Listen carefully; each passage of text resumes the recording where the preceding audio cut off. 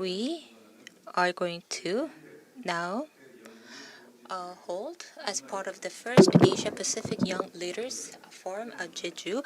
I would like to welcome online and offline participants to the forum. We are going to be discussing about the role of young leaders for sustainable development and peace in the Asia-Pacific region. And we are going to talk about the advancement of peace and human rights through overcoming the painful past of civilian casualties, role and responsibility of the youth. And my name is In-taek. I'm the president of Jeju Peace Institute. And we have invited 6 speakers and discussants. First, we have Yang Su-yeon from Walden, Korea. She is American media. She's been involved in the media in the United States, and she's had her own family that have gone through traumatic experiences. She's actually a member of the bereaved families of the Jeju uprising and massacre that occurred on the 3rd of April 1948. And Professor Brandon Wright, who's joining us through Zoom, he is currently teaching history at the British Columbia University, and he has been studying about the massacre during the Korean Civil War, and he is also studying the political violence and the civilian massacre, and also about the Gochang massacre and the Jeju uprising. And he has joined us via Zoom from Canada. And we also have with us Mr. Richard Im, who is a business person and you may heard about IED, and he actually is the CEO of a company called the Demine Robotics, which is a company that removes IEDs and mines. And he is one of the most well-known or the prominent young leaders in Southeast Asia. So those are the 2 excellent speakers that we have invited for this session. We also have excellent discussants joining with us. We have discussants from Dongbek, which is Camellia flower of the supporters. We have Jose Manuel Hernandez ORTA joining us on stage. And Jose is a sophomore at Jeju University. And we also have Ji-woo Kim, who is also a Camellia supporter and is a sophomore, second-year student at Jeju Tourism University. And we also have Yang Yu-ri, who is a junior at Jeju University. She's studying tourism. So I want to give my cheers to the Camellia supporters. We have 6 speakers and discussants, but we only have 70 minutes, so we will have to a bit of rush along. And I'm going to give each speaker about 8 minutes to make speeches. So maybe Su-yeon can go first, followed by Brandon, and then Richard Im. So you could talk for 8 minutes each. So let's invite Su-yeon first. 네, 안녕하세요. Hello, everyone. 네, 저는 I'm in Boston here. This is 2 o'clock and midnight here. So there is no, when we read the sentence or word, sometimes it weighs very heavily on your mind.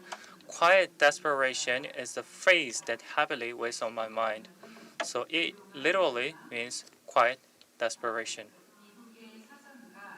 So Mr. Haley Davis Soros, the philosopher of the U.S., in 1855 at Walden essay, said this word, the quiet desperation.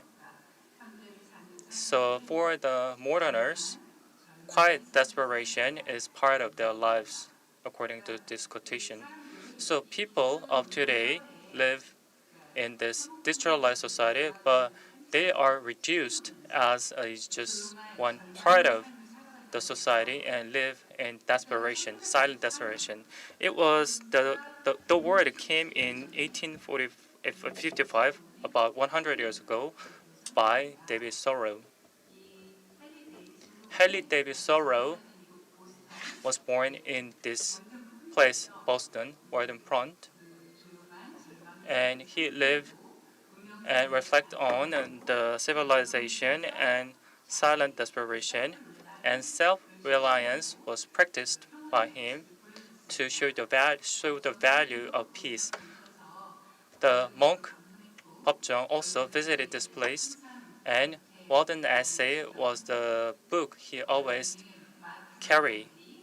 Mahatma Gandhi, Martin Luther King was influenced by this figure, philosophical figure. This quiet desperation, this phrase also was said by Pink Floyd.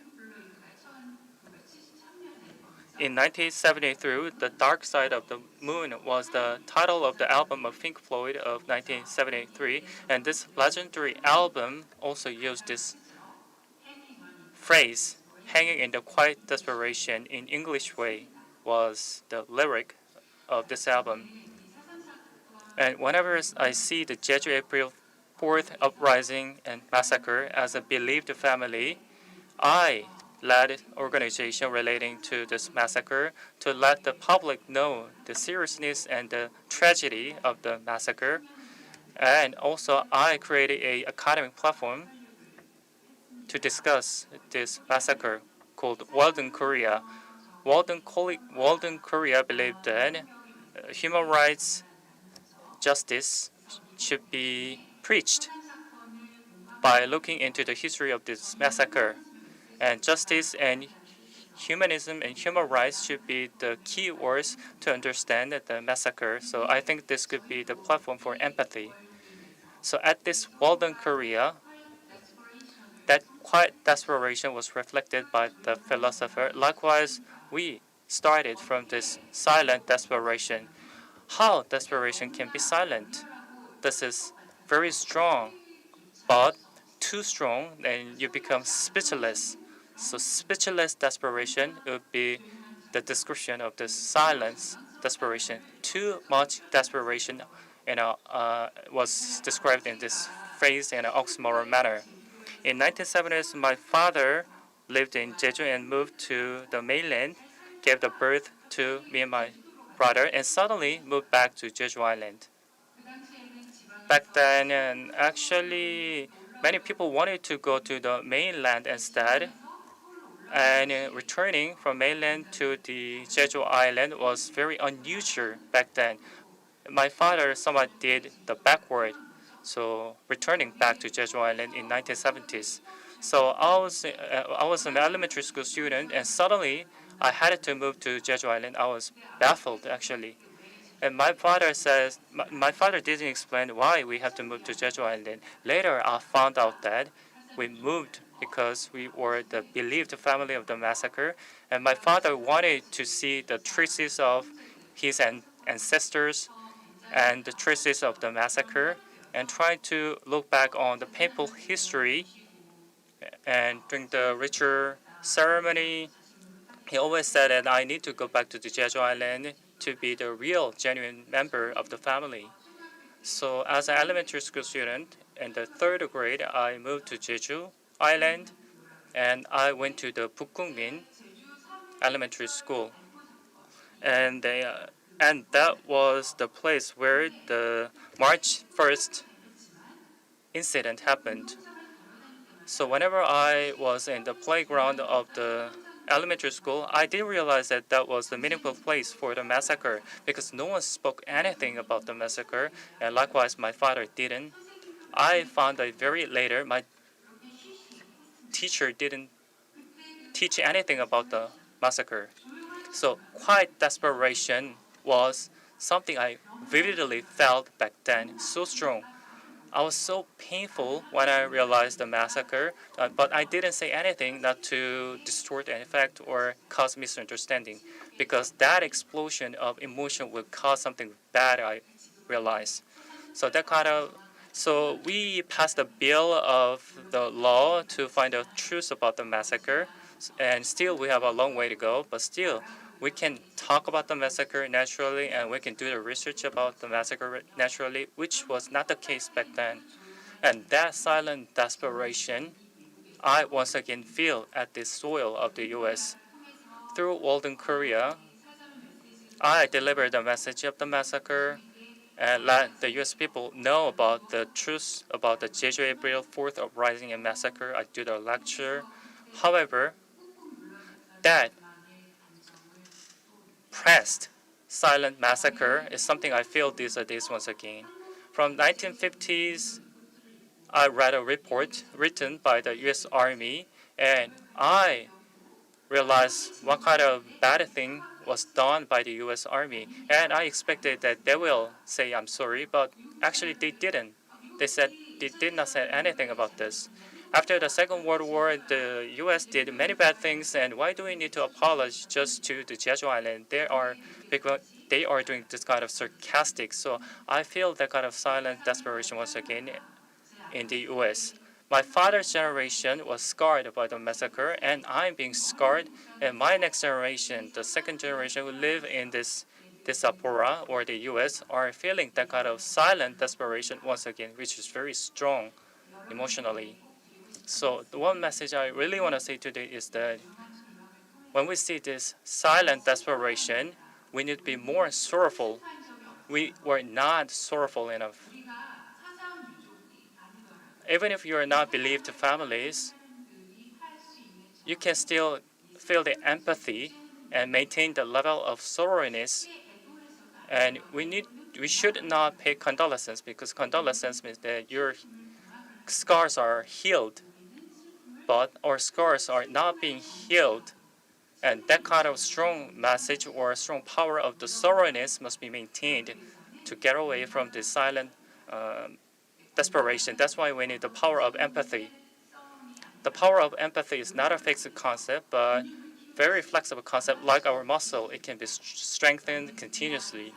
I believe that if you study the massacre a little bit, maybe there could be some difference in terms of degree, but you will easily understand that the blame has to go to the U.S. Army back then, and that is the same to the U.S. people. However, even if you think that U.S. have to be blamed, I don't see much empathy going on regarding this the massacre. They don't feel any empathy about this massacre. Michael Kraussand was the psychologist, and he did a research. Those who are in the upper class, when they see other people, experience more errors. I mean, conceptual. The cognitive level. At the cognitive level, that means that those who are in the upper class have little empathy than those people in the bottom class. So they pay lesser interest to people's pain or other people's difficulties, according to this psychologist. Of course, I'm kind of generalizing the fact too much, but in 2005, the President Obama said that we are suffering from the deficiency of empathy. And this shows that the U.S. are living in this time of deficiency of empathy. And I don't think that this is just a problem of the U.S., but the problem of Korea, of whole generation. As we are better off, as we become better off and being developed, this deficiency of empathy spread across our society, and we need to pay closer attention to this spread of the deficiency. So the U.S. white people or more privileged people, group of the privilege, need to be continuously taught that you have responsibility for this massacre, and we need to derive some empathy from them, and we need to do the research to do so. And that's the role of the youth, I believe. Finally, I'd like to wrap up. my presentation by saying that, like I said before, silent desperation is something we need to do at this moment, and we need to listen closely to the sound of this silent desperation. And you need to listen to the voices of others and also voice of yourself inwards. And also you need to continuously feel the sorrowness of the massacre. This continuous sorrowness can allow you to channel your energy into a very strong message. And this desperation can be very powerful in this sense. And our political desire, that strong desire, will enable us to speak the language of this oppression and express how much we have been oppressed. And that kind of special status of the sorrowness can be expressed in this sense.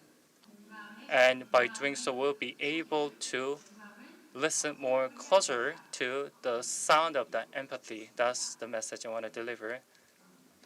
This concludes my part. Thank you so much. Thank you so much for your presentation. Yes, thank you. She told us about her family history, which is quite sad, quite painful.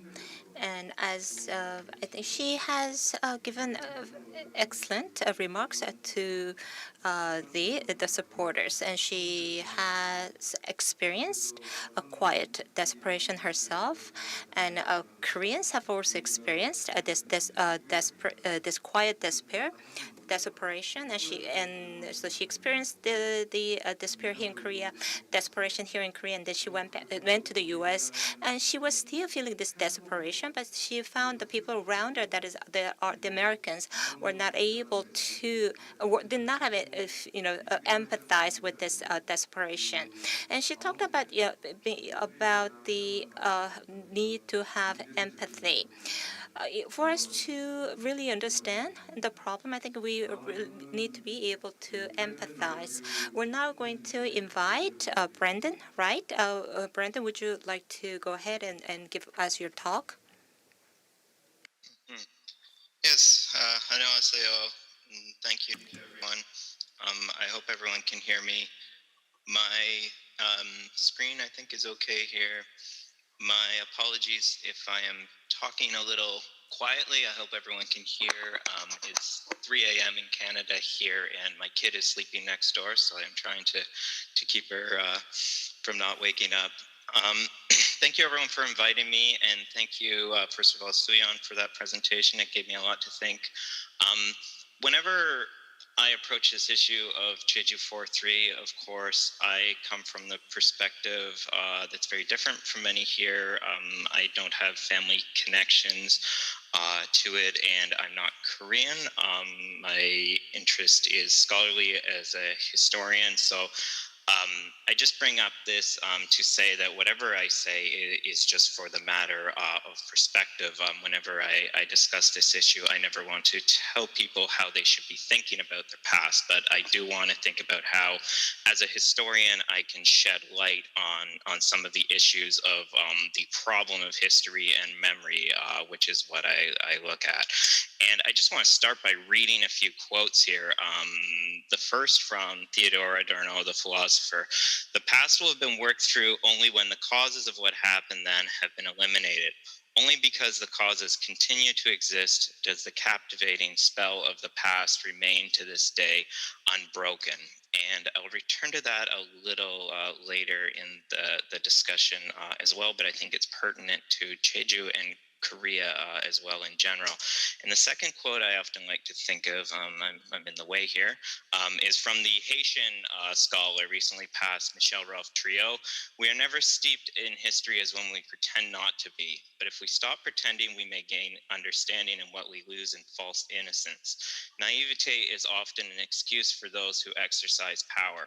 For those upon whom that power is exercised, naivete is always a mistake. And I think this last comment in particular connects with some of what Su-yeon was saying as well about the American indifference or lack of knowledge about the Jeju incident. This is not a disinterested naivety or an innocent one. It is tied to a kind of differential in power. So for today, I just want to talk briefly about the current state. I'm going to speak in generalizations of Jeju transitional justice and mainly public memory, some of the dilemmas, and then about the youth. And I'll try to move quickly here. So as I said, as a scholar, I'm very interested in the question of history and memory. So what we might say, what happened versus what is said to happen. And of course, the Jeju incident, until quite recently, was a repressed history at multiple levels, globally, nationally, and even, of course, repressed in the home. Now, obviously, the work of Jeju and Korean activists, especially the people tied to the Peace Institute here, have done incredible work in changing that problem. But there is still some, I think, tension here and unresolved dilemmas. So going to make some broad questions. We can ask what the nature is of violence on Jeju. I bring this up because often there are these debates about the proper naming of the incident, and I often like to reframe it as what's the nature of the violence in Jeju? Why did the violence happen? And who were the targets of the violence? And when I say targets, I don't mean the victims necessarily. That includes the victims, but who was intended? And I think it's important to understand for the Jeju incident that principally this was about two related things. One is that the violence was principally anti-leftist. Now, when I say this, I don't mean to say that the majority of the victims were communists. We've disproved this. I just mean to say that in terms of targets, it was about eradicating leftist political power and leftist political communities. And tied to this was a broader issue of political control over the southern state and on Jeju Island, and part of a process by both the U.S. and the emerging southern state of wiping out alternative forms of political rule in Korea's decolonization moment. Now, the second thing I think that's very important is that Jeju is a key part of a larger process of wiping out left forms on the mainland as well. It is really, there was of course the 1946 riots or uprisings, but Jeju is really when the legal edifice, the counterinsurgency forces really get consolidated, and it sets a blueprint for wiping out other communities on the mainland. Now, this is a complicated history, but I think, two very large incidents, of course, would be some of the violence from the Yosun incident that paralleled it, and later the National Guidance League incident, which might be the largest case of civilian massacres during the Korean War, though this is debated. So my point here is that Jeju, of course, is its own discrete episode of violence, but it is also part of this larger arc of anti-leftist violence. So thinking about the actual peace process or the transitional justice, I think some leftover issues are this issue of leftism. Even though leftists were the main targets, families have traditionally had to prove that they weren't leftists, and indeed the problem of leftism remains in the national memory.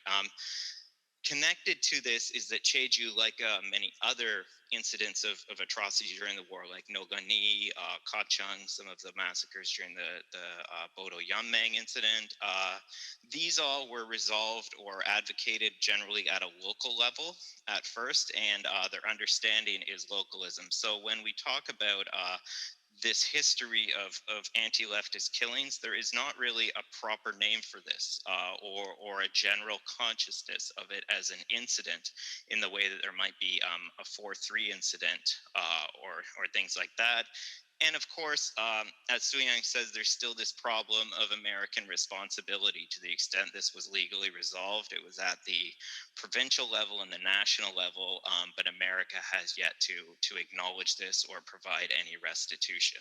So I think that is the broad issue of where we're at in terms of the history and memory of this. So just as my final slide, just thinking about the role of youth. So we can ask then again, what does it mean to work through the past? And turning back to this quote from Adorno, I'm just trying to find it here. The past will have been worked through only when the causes of what happened have been eliminated. Well, at the present moment, one cause that has been weakened and maybe eliminated is authoritarian power in South Korea. That is a key victory. You know, it lurks, but there has been a major change.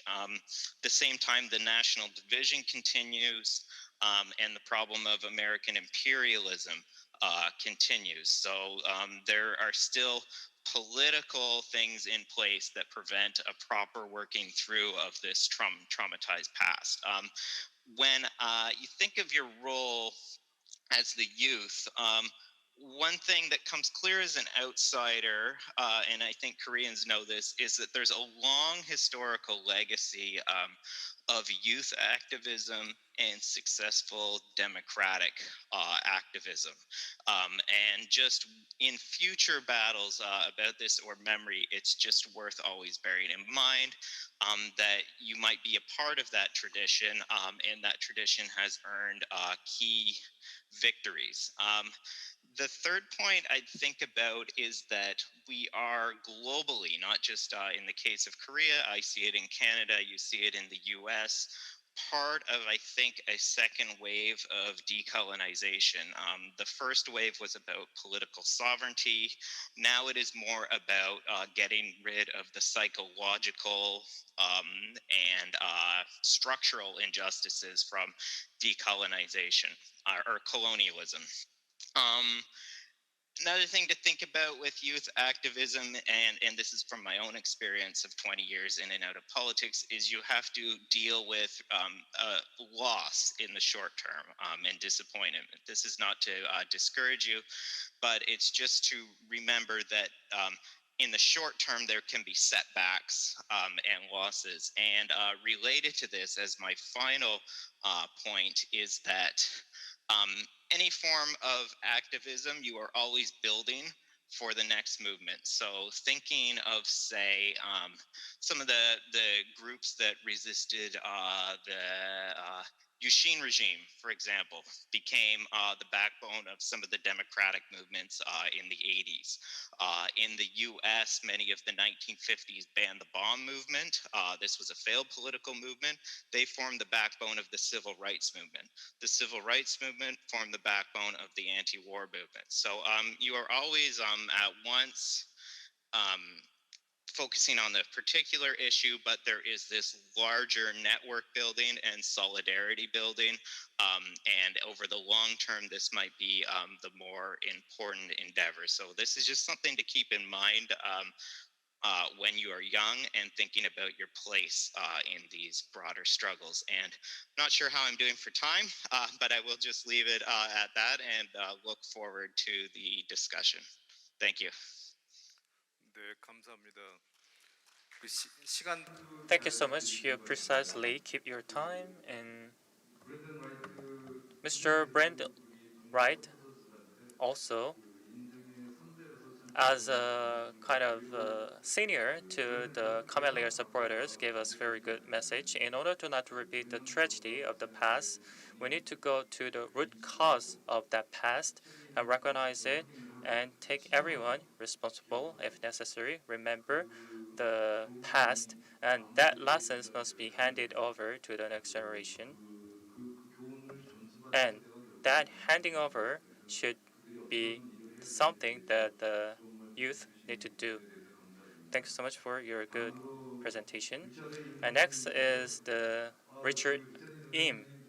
Actually, you must be so busy, and thank you so much for taking out your time to attend the conference. Please, whenever you're ready. Thank you so much, and thank you for inviting me today. it is quite easy for youth to overlook the past hardship of wars and struggle as they go through, as they did not go through the same experience as the last generation.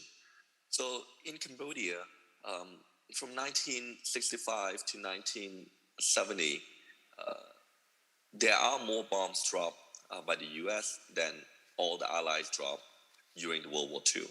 So 2.7 million tons were dropped in Cambodia. And as recently as the past 5 years, there's also a trace of chemical weapon being used in Cambodia that never been discovered before. So this is the condition that the last generation have to go through. And for the youth of our generation, myself included, we have a hard time to feel connected to the problem because we did not live through the heavy action of wars, the genocide from 1975 to 1979. And so in our mind, this is the problem of the last generation. But the issue with that thinking is that even though the youth of this generation wasn't the cause of those problems or wasn't the actor that caused those problems, but we are the one who suffer from the problem that have passed on to us by the last generation. So if I was born in another country during this era, I would probably go through the same process as other youths that will grow up outside of Cambodia and outside of other war zones. Unfortunately, I was born during the period where war was on everyone's mind. I was born in the early 1990s, and Cambodia did not achieve peace until 1999. And so for that reason, we have to conform our living style to the thought that war and bombs can go off at any time. When I was walking through the capital city of Cambodia, there were landmine victims lining the street and in the market. This is the norm for me to see, and this is the only reality that I know back then. Whenever we went outside the city perimeter, we had to worry about landmines, worry about bombs that are left in the ground. My parents keep reminding us to walk on the paved road, never venture out to the uncharted, unknown area. When we had dinners, a TV commercial comes up reminding us that we should not touch or play with explosive. That was the norm. That was okay, and I see nothing wrong with it. Until I was very fortunate to move to Canada when I see a very different world out there. And what shocked me the most during my transition wasn't the food or the weather, but when I saw kids were running around when they went camping. And then I joined them. And that is a crazy moment when I realized that until then, I did not have something that's so basic, that was so accepted. People around the world did not even realize that is a basic freedom that they have. And that was the freedom to walk. When I was in Cambodia, we did not have that. And just to give you a little bit more perspective of the problem that lasts since 1960 till now, when I started on my project, Demine Robotics, back in 2015, I came back to Cambodia so that we can learn more about the problem as well as support the landmine victims community around Cambodia. And so during one of my sit-down discussion with the landmine victims, he would turn around and warn his kids not to run off out in the jungle because the fear of landmine. And that quite a shock and bring a lot of memories back to me because I heard the same thing 20 years ago. So from when I was young until now, the problem still persists. In fact, in Cambodia, there's only about 50% of explosives that have been removed from the ground. And that take about from 1993 till 2021. And now the world, including the US, are putting a deadline on the clearance of landmine by 2025. And so this is the problem that the last generation has been passed on, that the new generation from my age or younger did not involve in, but we are the one who have to suffer it the most.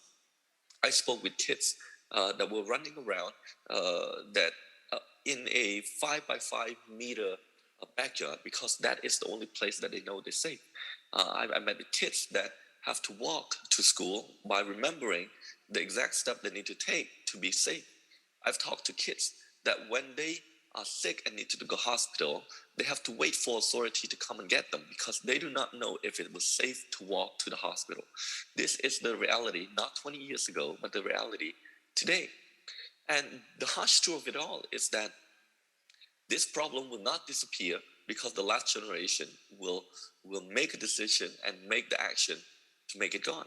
There are every single step of the way moved by the youth movement here in Cambodia to pursue the solution in order for us to deal with the problem ourselves.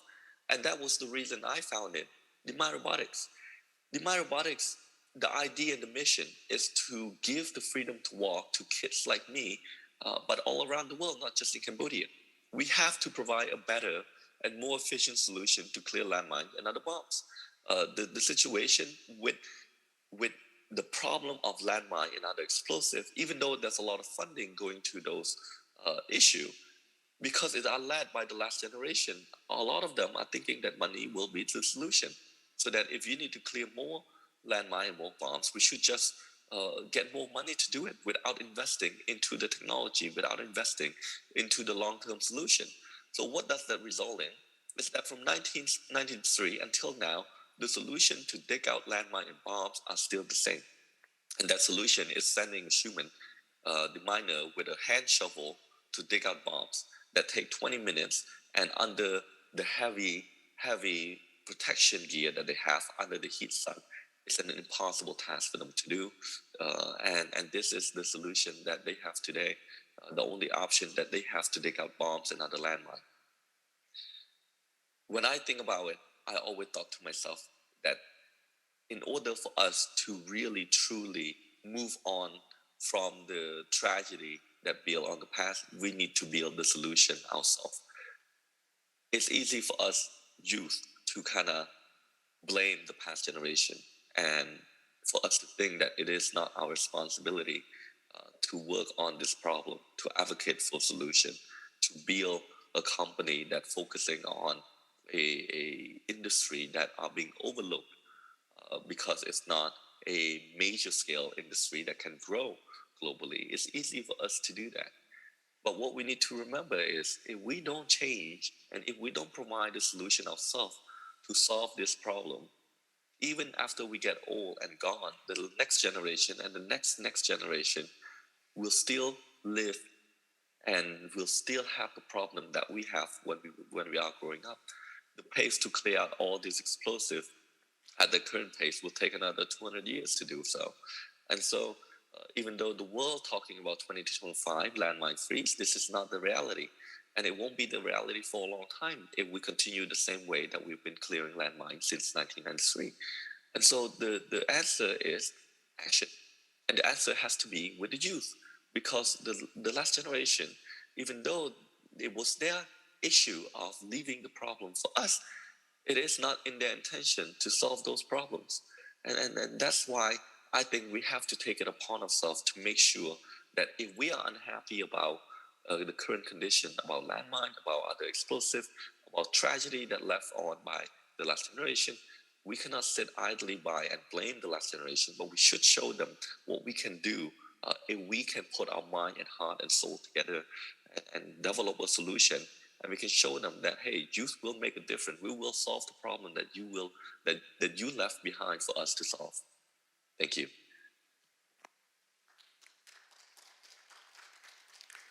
네, 감사합니다. 말씀 잘 들었습니다. 그 캄보디아의 지뢰 문제를 해결하기 위해서 그 로보트라고 하는 신기술을 사용한 게 참 흥미롭습니다. 그리고 이제 그런 새로운 기술을 적용하기 위해서는 아무래도 젊은 사람들이 하는 것이 맞겠죠. 젊은 사람들이 to remove landmines, it will be quite useful to to be able to apply this sort of technology. But I think what's really important is empathy. Richard could have just lived in Canada, not thinking about what's happening in Cambodia, but he thought about Cambodia and he went back to Cambodia, and he has found a way to get rid of landmines. So he's made that decision. He made that decision because he was able to empathize with the sorrow and the sadness that's felt by the Cambodians. It's the same with Yang Su-yeon's father, who came to Seoul and then went back to Jeju again. And so just like Su-yeon's father, Richard, went back to Cambodia and found a way to get rid of the landmines. And I think that's a really good representation, a good expression of empathy. Thank you for your talk, Richard. Now we're going. Camellia supporters are going to be asking questions to the speakers. Maybe Jose, would you like to go first? Would you like to ask your questions?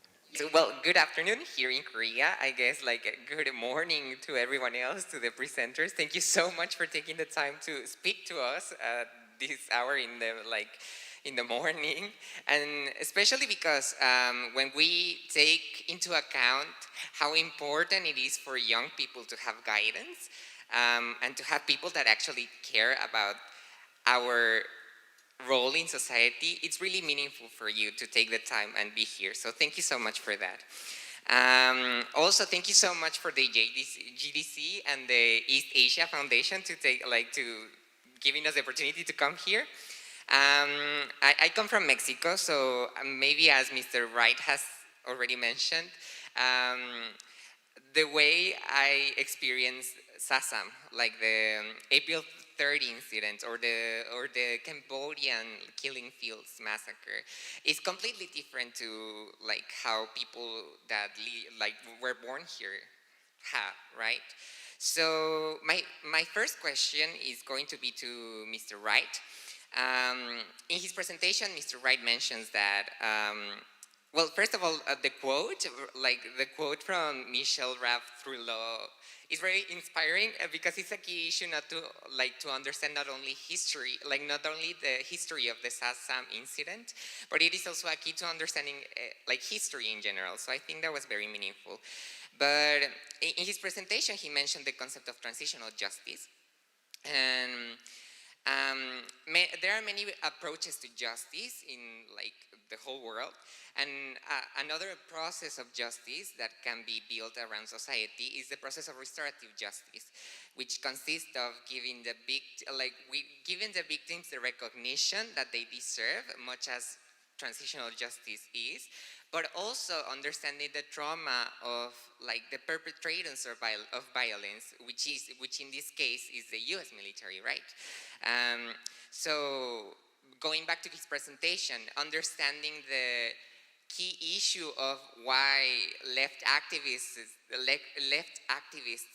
were hated or were continuously oppressed is very important. So I would ask Mr. Wright, which is the best way to build peace in this case? Is it just acknowledging the trauma of the victims important, or is it important also to acknowledge the trauma that both the perpetrator of violence, which is the U.S., and the victims is better? Which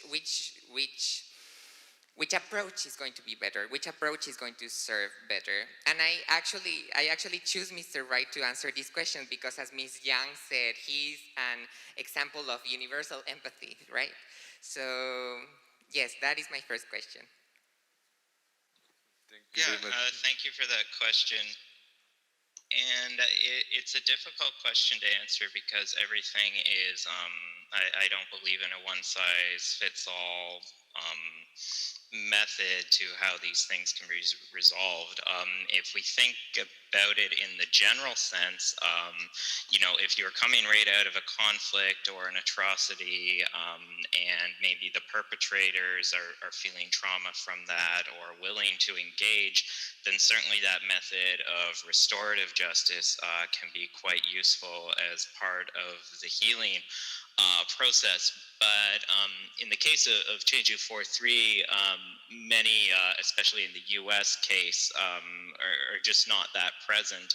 In this case, the U.S. role in the Jeju incident is structural, principally, in terms of their atrocities directly. So in that case, I'm more inclined towards the transitional justice approach because it entails not just the psychological issue between perpetrator and victim, but also the political question of what kind of regime you are moving to and how this dark past navigates in that. So for me, with the Jeju question, I think why this is important is that it is representative of larger patterns of American imperial or structural violence in the Cold War, some of which, of course, Richard Yim also discussed. So I think when we're talking about trauma, I'm sorry, I'm quite tired here, as you can tell, but I think when we're talking about trauma, we need to think about the therapeutic aspect, obviously, and the psychological aspect, but we also need to think that in these cases, this is a political question. And it involves making people accountable, and it involves changing the actual politics of the society and the system, so these things don't happen again. So this work of empathy and reconciliation is essential, but I think also the actual political work is indispensable. 네, 감사합니다. Thank you so much for your answer. Next is Mr. Kim Ji-ho. You can ask a question. I have a question to Mr. Richard Im. So you talked about the landmine issue of Cambodia, and that problem lasted up until today. You founded a company to propose a solution. How did you first start it, and how you find like-minded people to propose a solution? What kind of leadership did you use for that kind of establishment of the company? Thank you for the great questions. For me, finding out about landmine issue, it was built into my childhood when I was growing up in Cambodia. And so since I was young, I always have the thought in my mind of wanting to make a difference. And because landmine and landmine victims are very prevalent here in the early 1990s. And so for me, to build a startup or to build a company, a technology company to do this was always been the goal. And so I kind of catered toward my education into engineering because I believe technology, better technology solution for clearance will be the solution to landmine. And so during my first year until my fourth year, I've been talking to a lot of my engineering friends in my class about the problem. Get them to understand the issue of landmine, get them to understand the solution that we can propose to help. And that's how Demine Robotics started. It started as a school project during my final years that I founded with a few of my friends. And we start to build the technology and make a lot of iterations. And so I think in peace leadership, there need to be a lot more discussion toward all the people that involved in the team itself, for them to understand the final goal and the final missions of the projects. And to get them empathized with the problem will allow them to work in a mindset that the solution and the company and the projects is bigger than all of us. This is not for the company alone, but this is for the world, this is for the next generations, this is for kids that's still struggling to walk to school. And so by allowing them to go onto this journey, we are able to have engineers from all sort of background work with us, from those that never seen a landmine before, to those that never heard about Cambodia before. Now we are holding hands and building this solution together. Thank you. 네, 감사합니다. 사실 Yes, thank you. I have a question as well. So there are a lot of young people in Cambodia who left Cambodia and decided to live in the U.S. or in other countries. They decided not to come back to Cambodia. And even if they had came back, I don't think that they would struggle to find a solution. But you were different. So what set yourself apart from those people? What changed your decision? I think for me, it's always been on my mind that I want to leave the world a better place than I came in.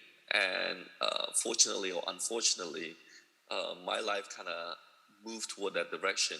And similar to a lot of people that left Cambodia, um, I I was very fortunate to get educated abroad, but when during my upbringing here, uh, specifically on landmine, I lost a family member to landmine. So it's an extra motivation in order to come back to the countries and to do it. And for me, one of the major reasons that I want to come back to Cambodia is because I want to show the role of youth that we can make a difference to the world. And for Cambodia, we don't have a lot of role models in the technology side or in the social peace justice side that we can point to that allow them to say it is possible to build an innovative technologies to deal with a problem that persists in the country, that we do not have to wait for the Western world to take a look at our problems and then for them to one day decide that they want to help and rely solely on their discretion. And I think that for me is a big motivator to kind of come back and hopefully I can inspire other youth and other Cambodian or ASEAN students that study abroad and show them that there is a future, that there is a difference to be made in our own hometown, in our own countries. Then we do not have to conform to what is expected of us by the Western world. That we can chart our own path, and that we can make decisions to build a solution, to build a future that we want to see. That we do not have to rely on other people to solve the problem, even though those problems are caused by them. 네, 감사합니다. 그리고 다음으로 Yes, thank you. Yang Yuri, do you have comments or questions you want to make? I have a question for Miss Yang Su-yeon. So you talked about the healing of trauma, and in order to heal the trauma of the victims, we need to be sad together. That is the power of empathy, and I'm fully agreed with the power of empathy. However, that community level empathy might influence the perpetrator as well. What kind of influence would be there? And the recognition of the tragedy by the perpetrator, what is the meaning of it? Thank you so much for your question.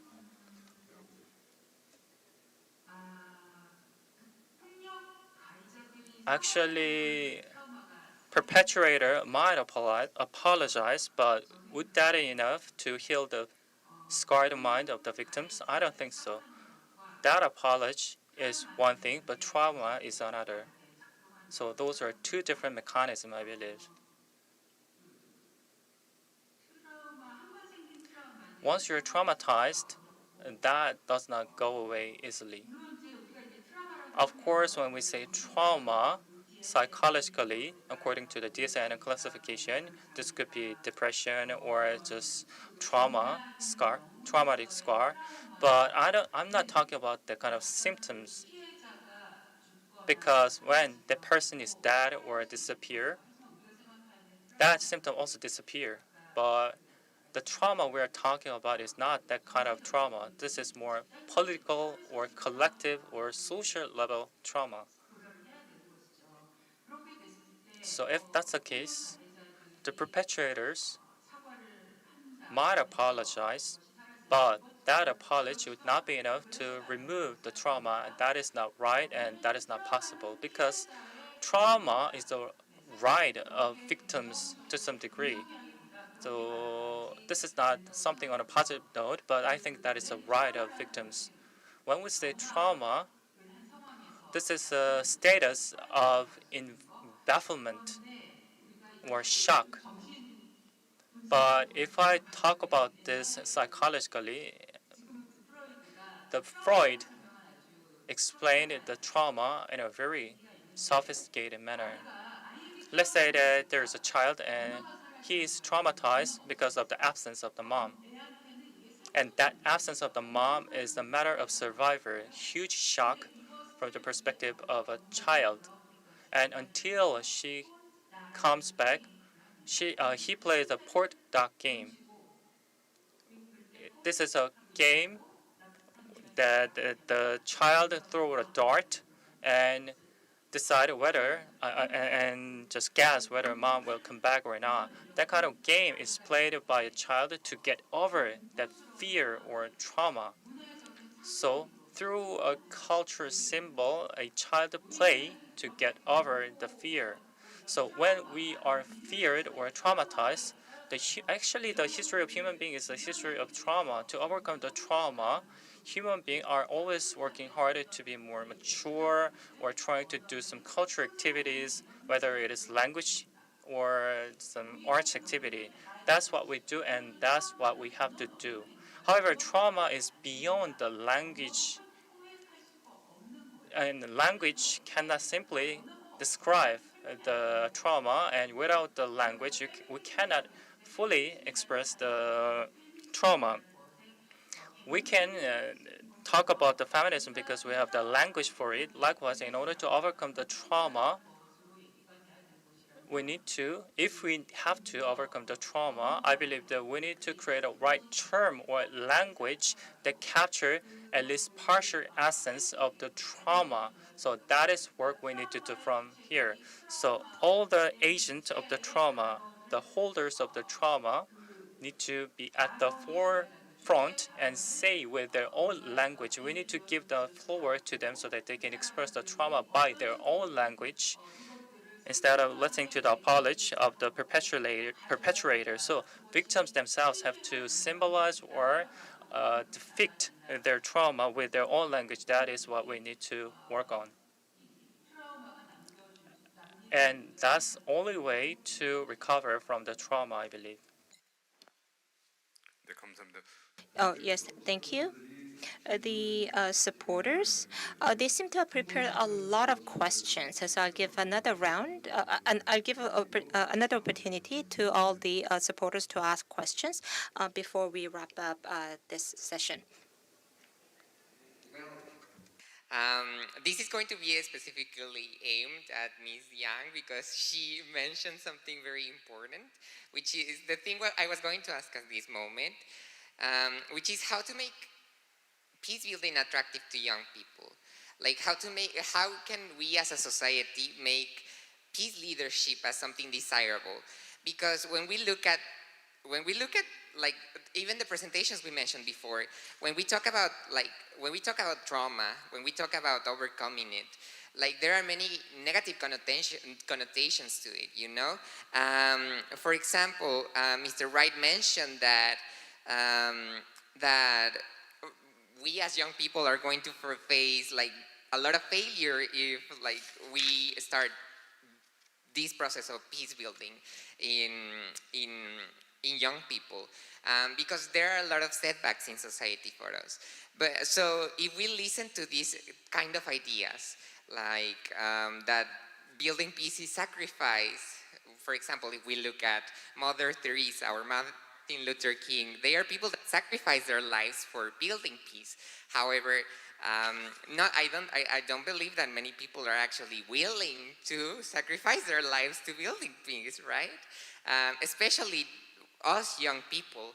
Like right now, we as Dumbeck supporters, we are facing a struggle trying to capture the attention of young people, because while we let them know about the trauma and we let them know about, like while we explain in their language how trauma is necessary to heal in our society, young people are not interested in this, you know?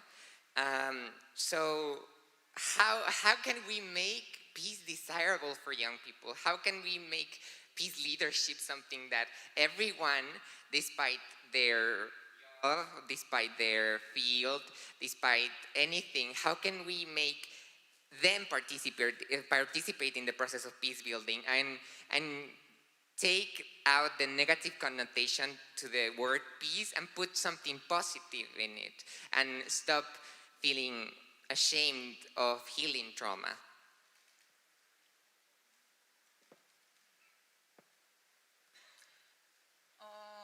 굉장히 That is quite a difficult question, I think.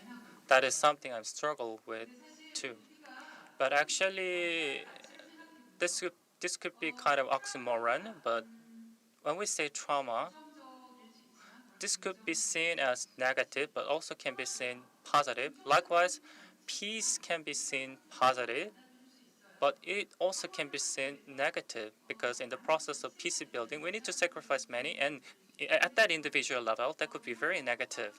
So instead of having this kind of binary concept, we need to believe in the power of oxymoron because multiple layers can be seen in a single concept.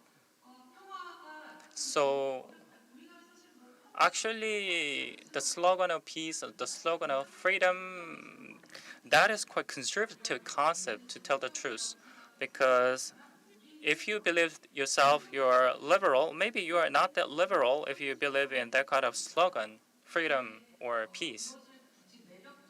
So to make it more attractive to the youth, we need to kind of commercialize the concept, and if that's the case, we need to be more frank, I believe, because we're very inconvenient because of the trauma. So maybe we can beautify the peace. So this is not a sacrifice, but to tell the truth, without the peace, your own survivor might be endangered. So you will feel more inconvenience. That kind of language can be more persuasive. So trauma and peace is not a two different concepts, but they can be the concept that can be combined into one. Those are all the problems of the survivor, and that is related to the environmental issues even. Peace, trauma are all the problem of the survivor of the human beings. If we persuade like this, I believe that ultimately the youth would recognize the urgency of it. They will realize that this is the problem of the today, not a problem of the past, if you say so. In that process, maybe you can be a little bit more sophisticated. So you need to fine tune this approach so that the youth can accept this kind of concept more easily. So you need to kind of have a more sophisticated language. The concept itself might not be attractive, but instead you can kind of fine tune the approach, not to so that the concept of peace does not seen as too negative. Because sometimes if you're obsessed with the peace itself can be seen very negative, and we don't need to do so actually. You can be more open-minded and trying to understand the position of the others, and by doing so, you can kind of make a package of the peace which can be more appeal from the perspective of the youth. And by doing so, you can let them understand that this is not just matter of peace, but the matter of survivor. So that kind of concept change would be very persuasive to the perspective from the perspective of the youth. 어려운 Oh, that was a very difficult question, but excellent answer. Ji-woo Kim, would you like to ask your questions or make comments? So I have a question to again Mr. Richard Lim.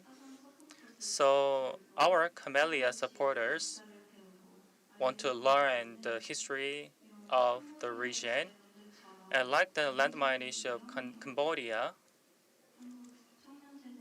we don't have that kind of landmine on the Jeju Island. And in order to let our people understand the pains of the past, what do we need to do? Because we don't have landmine on this island. This question is for Richard Lin. 질문이 너무 좀 어려운가요? So 네, 맞습니다. yes. I think what happened is that for us to inspire youth, if there are no direct issues similar to Cambodia, the landmine in Jeju, I think for us, peace is more than just the direct physical impact that left behind. And I think war will leave behind a lot more than just indiscriminate weapon like landmine in Cambodia.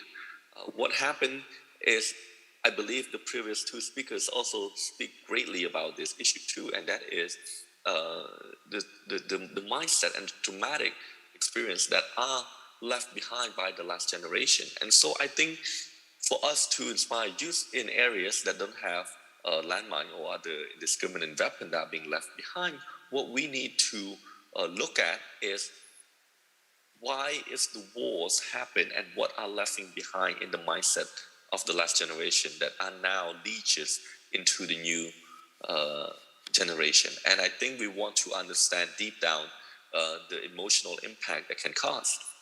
And in Cambodia specifically as well, if you take a look at that issue, this generation of the young youth are still suffer from the mindset of the last generation. And that is actually affect a lot of the mindset and a lot of the decision that we see right here in Cambodia.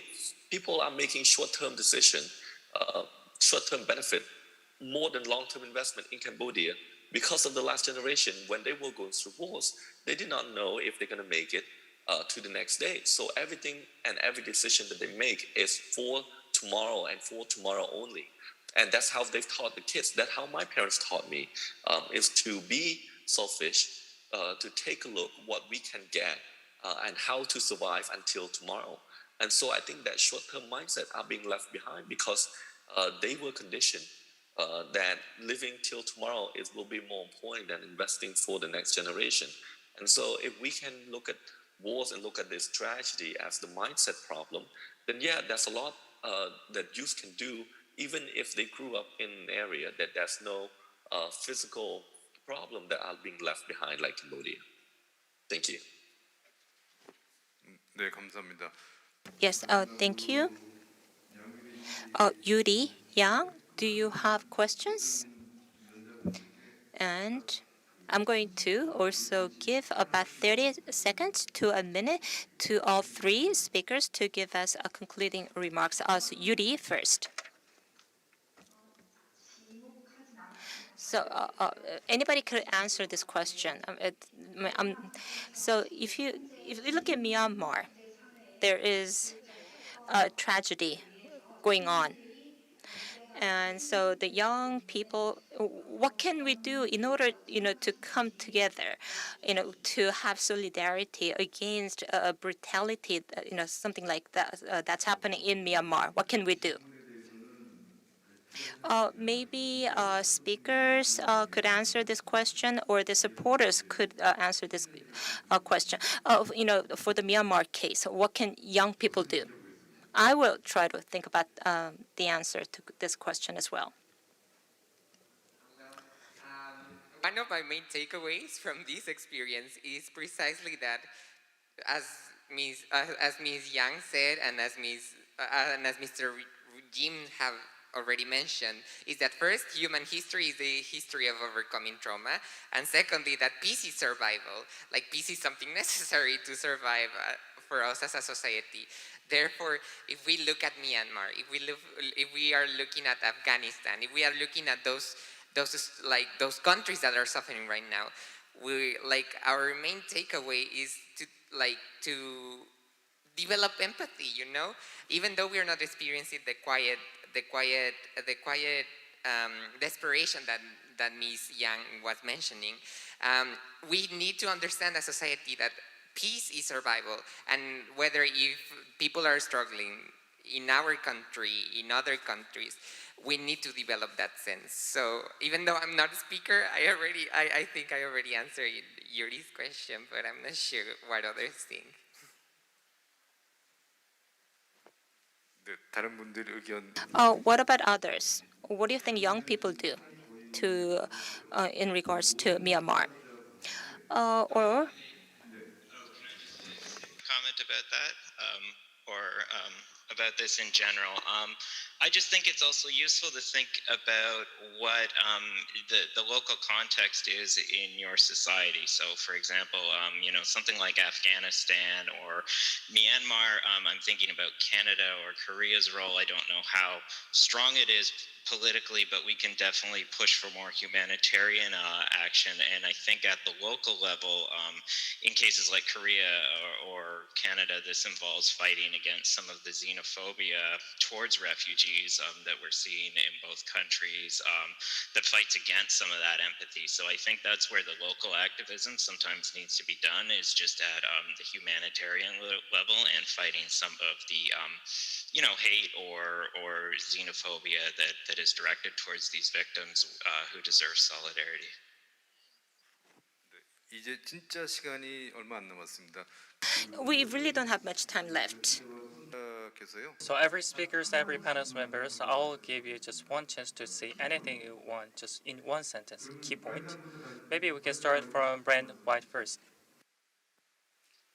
Yeah, honestly, I'll just say thank you to everyone, and it would be great to continue this conversation, but I realize we're out of time. And yes, thank you for listening. 네, 양 대표님. And Miss Yang,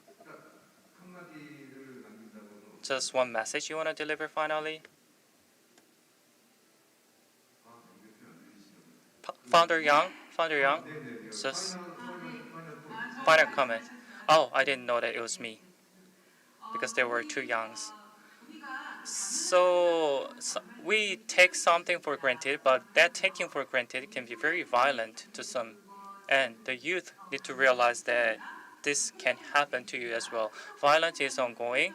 Giving up your own voting right can be violent. Xenophobia can be violent. Like Brand Wright said, the refugee discrimination, hate speech are all violent, and we are kind of desensitized to the concept of violence. Also, stigmatizing must be stopped, especially to the victim and bereaved family of the massacre on the Jeju Island. That kind of framing or stigmatizing must be stopped, because we might do that unconsciously or consciously. So we need to look back on ourselves. Thank you. And Ms. Yang? It was a pleasure and to take part in this conversation. I really enjoyed the time. And Richard, would you like to make a final comment? Thank you. Thank you again for inviting me to speak here. I just want to have a really quick message, and that is to all the youth. I plead to all the youth to still be naively optimistic and believe in a better future and build toward the dream that they want to see happen in the world. It is a struggle that fighting uphill against the norm and against what are being accepted, but that is what we need if we want to make drastic change. Any drastic change will need a dreamer to make it happen. So I plead all the youth to never lose the energy, to never lose the dreamer feeling, the optimistic view of the world. We can do it if we believe in it. Thank you. 네, 감사합니다. 네, Jose? I might repeat myself, but thank you so much for the presenters. You definitely have given us a new approach to the activities we are going to perform as the Donbass supporters. Thank you so much for the forum, and thank you so much for the viewers and everything who took the time to be here. Thank you. 네, 김지우 씨. Jiu Kim?